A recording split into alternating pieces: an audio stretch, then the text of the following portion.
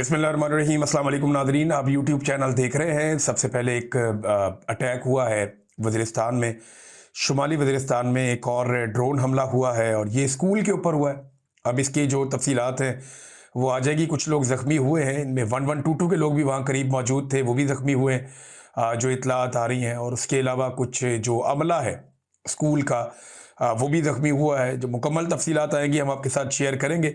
जबकि वज़ीर आला खैबर पख्तूनख्वा सुहेल अफरीदी ने एक मरतबा फिर ये बात की है कि सूबाई हुकूमत किसी भी मिलिट्री ऑपरेशन की इजाज़त नहीं देगी। वो ये कहते हैं कि बंद कमरों के अंदर होने वाले फ़ैसले नुकसान पहुंचाते हैं और बंद कमरों में होने वाले फ़ैसले आगे बढ़ने का रास्ता नहीं है, बैठ के बात करनी पड़ेगी। यानी वो वही पुरानी बात है जो इमरान खान साहब भी कर रहे हैं कि तमाम स्टेक होल्डर्स को एतमाद में लिया जाए और उसके बाद फिर आप कोई ऑपरेशन की तरफ जाएं, तो वो ज़्यादा बेहतर तरीका है।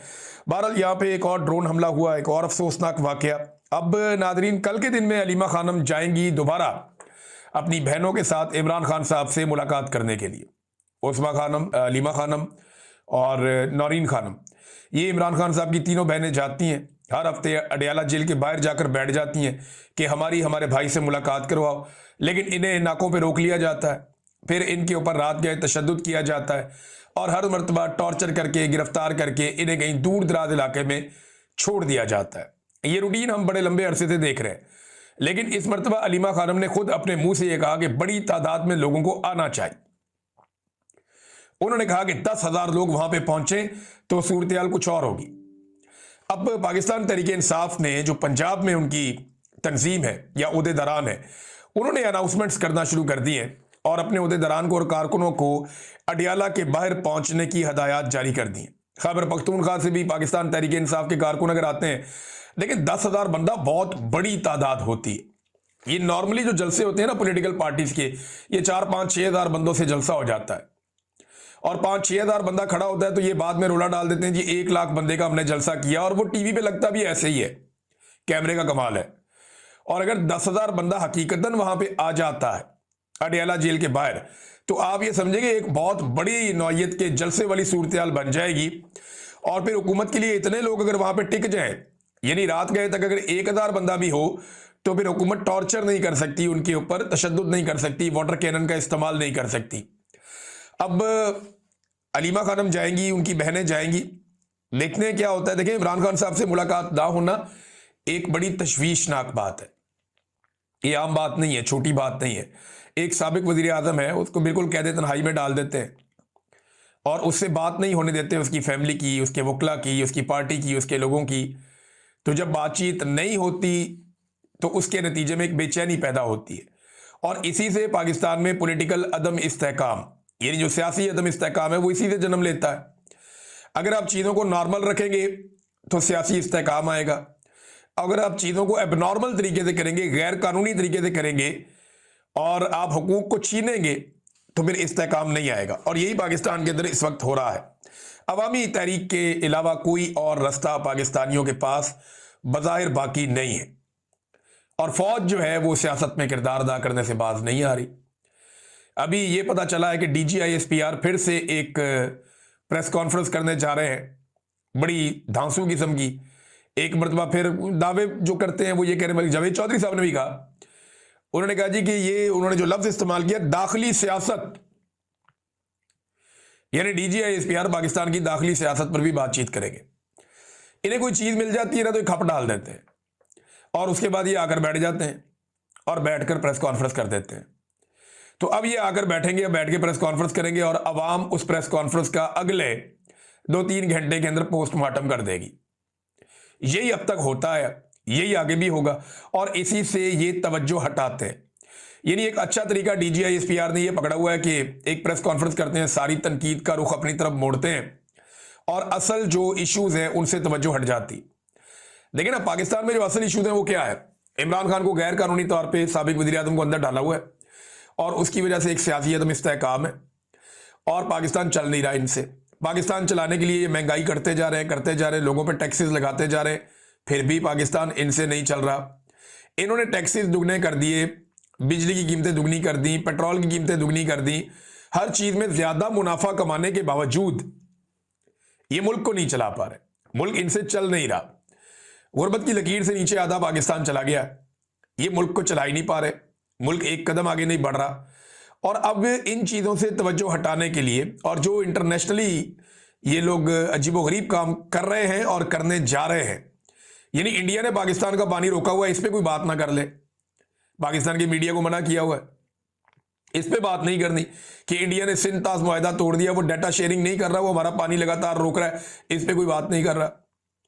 पाकिस्तानी फौज गजा जाएगी, क्यों जाएगी, किस मकसद के लिए जाएगी, और वहां जाके फलस्तीनियों को या हमास को गैर मुसल्लह करेगी या नहीं करेगी, इसके ऊपर कोई बात नहीं कर रहा।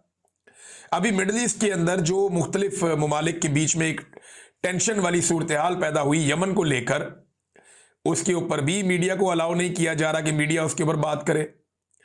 और जो वेनेजुएला में हुआ उसके ऊपर पाकिस्तानी हुकूमत को एक सख्त रद्देमल देना चाहिए था, जो माइक पोम्पियो ने स्टेटमेंट दिया उसके बाद, उस पर भी कोई बात नहीं कर रहा।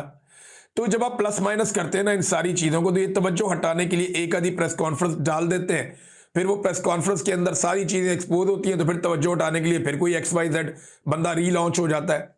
जैसा कि प्रेस कॉन्फ्रेंस के बाद जब उसका पोस्टमार्टम होता है तो फैसल वाडा आ जाते हैं, ताहिर अशरफी आ जाते हैं, ऊन चौधरी आ जाते हैं, इस किस्म के कैरेक्टर मार्केट में आ जाते हैं, और बहुत ही काम खराब हो जाए तो पाकिस्तान तहरीक इंसाफ को छोड़ने वाले इमरान इस्माइल साहब वगैरह उनको भी ले आते हैं कि आ जाओ भाई रेस्क्यू करो अब आके।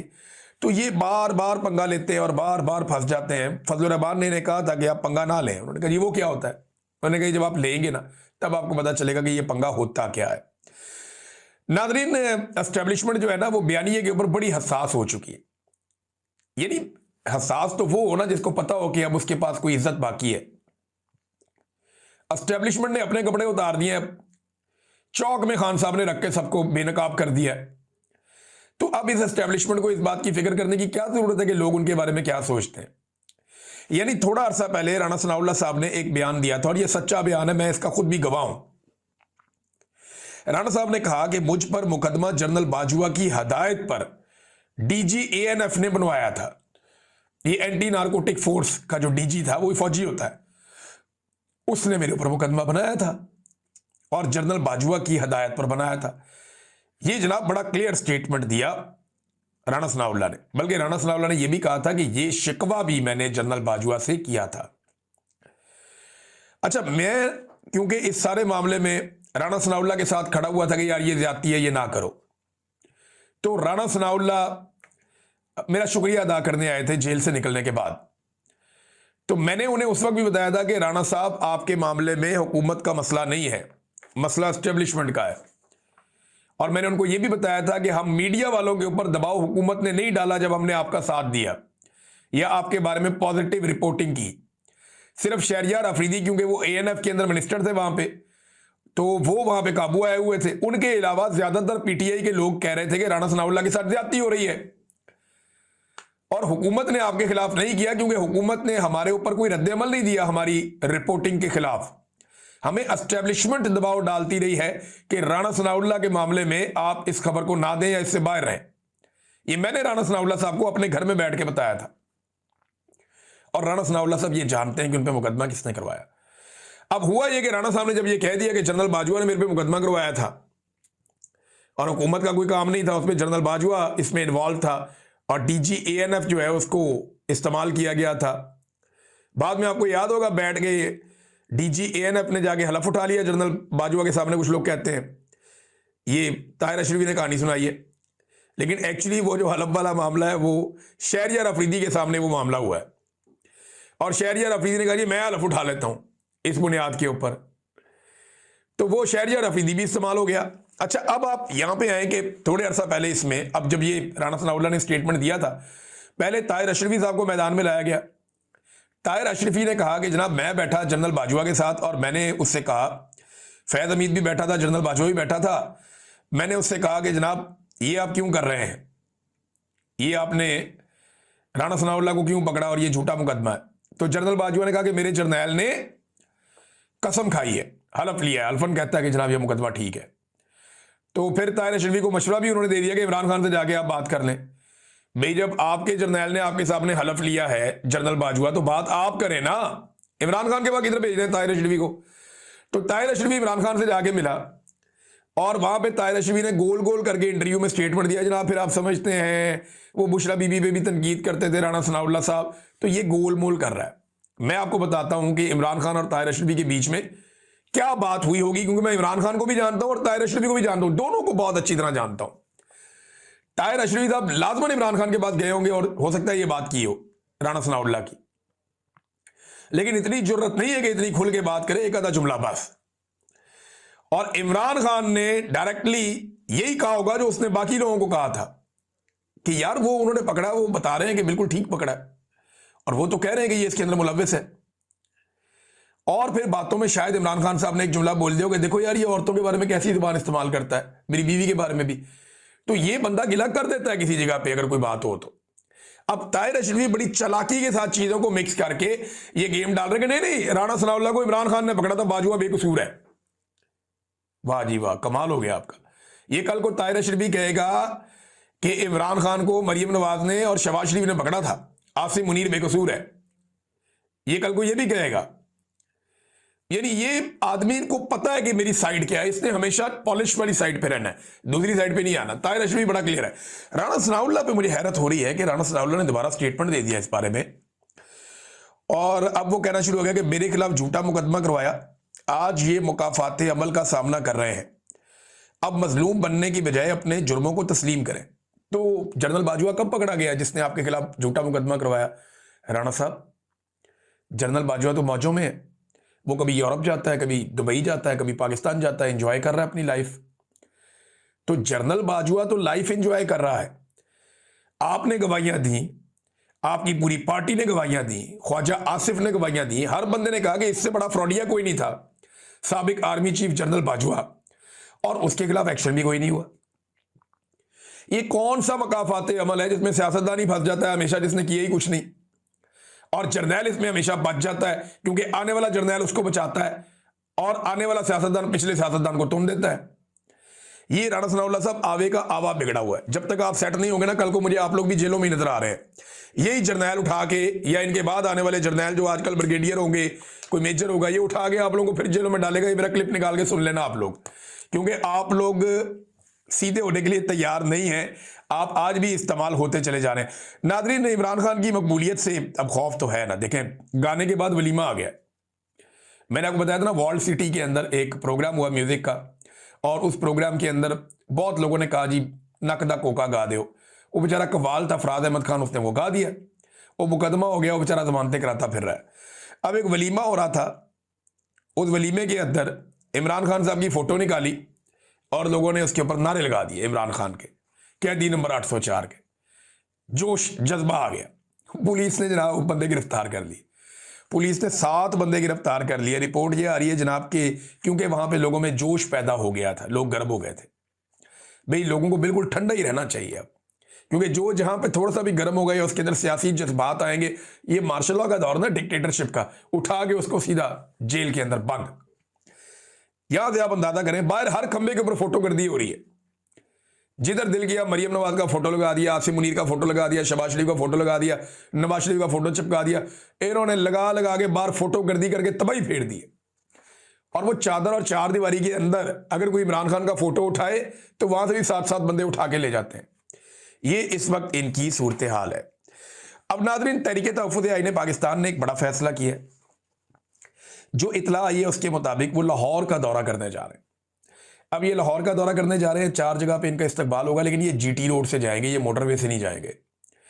जीटी रोड में अभी तक जो तय हुआ है, वैसे तो ये अगर मोमेंटम पकड़ गया तो हर जगह पे उनका इस्तकबाल होगा, लेकिन अभी तक जो तय हुआ है वो गुजरात, गुजरावाला, शादरा और लाहौर, यहां पे इस्तकबाल किया जाएगा तहरीक तहफ़्फ़ुज़ आईन पाकिस्तान की लीडरशिप का।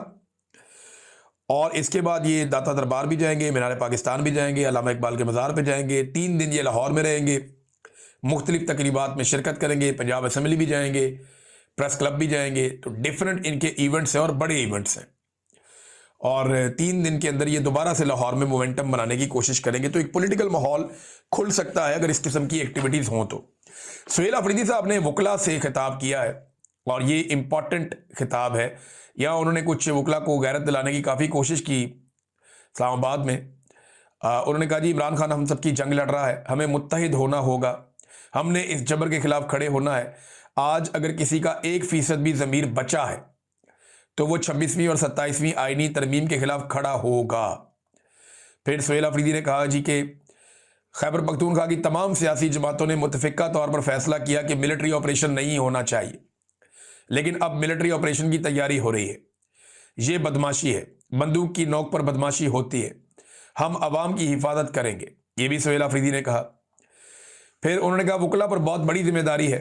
वकला अगर आज खड़े ना हुए तो फिर आने वाली नस्लें हम पर और आप पर थूकेंगी। वकला को खड़ा होना होगा। सुहेल अफरीदी ने वकला को बहुत गैरत दिलाने की कोशिश की है, लेकिन वकला की तहरीकें पाकिस्तान में जब जब चली हैं, जो बड़ी तहरीकें हैं जिनकी मैं बात कर रहा हूं, उनके पीछे एस्टेब्लिशमेंट और सियासी जमातों का तो उनके रखो नानू ऐसी तैसी इनकी, इनसे सवाल भी करे, इनसे जवाब भी मांगे, इन्हें देना पड़ेगा। ईमान मजारी इसकी एक मिसाल है, उनके शौहर हादी अली चट्ठा। अब ये लोग जो हैं वो अदालत में इनका केस चल रहा है, वहां निकाल के इन्होंने सारी एग्जाम्पल सामने रख दी है अदालत में कि लश्कर जंगवी को जलसा करना मना है, उनकी पुलिस जो है वो जलसागा की तैयारियां कर रही है। फिर उन्होंने दिखाया जनाब कि मरियम नवाज के अपने जलसे में ये जो दहशत गर्दी है इसके पीछे वर्दी है, ये नारे लग रहे हैं। फिर आसिफ गफूर ने लापता अफराद की फैमिलीज के साथ क्या बातचीत की कि जनाब ये फैमिलीज के साथ हमारा दिल धड़कता है। ये सारा निकाल के उन्होंने सुनवाया वहां पे गवाह को, अनीसुर रहमान को बताएं इसके बारे में। मैं इस पर बात ही नहीं करता। यानी वो करे तो सब ठीक है, ये करे तो गलत है। फिर ईरान को बहुत सख्त धमकी लगाई है और उन्होंने कहा जी मजीद मुजाहिरीन अगर मारे गए तो अमेरिका जोरदार हमला कर सकता है। देखिए ये ईरान का अंदरूनी मामला है, हलाकतें ज़्यादा से ज़्यादा भी हो गई तो चंद दर्जन होगी, लेकिन अगर अमेरिका ने एक बड़ा हमला कर दिया तो सैकड़ों हज़ारों मारे जाएंगे। ईरान के लिए एक बड़ी मुश्किल सूरत है बड़े लंबे अरसे के बाद कि उनकी हुकूमत के ख़िलाफ़ उनकी आवाम अब खड़ी हो रही है। और अमेरिका को बड़े अरसे से जिस एक मौके की तलाश थी, ये मौका भी उन्हें मिल गया इस छोटी सी तहरीक की सूरत।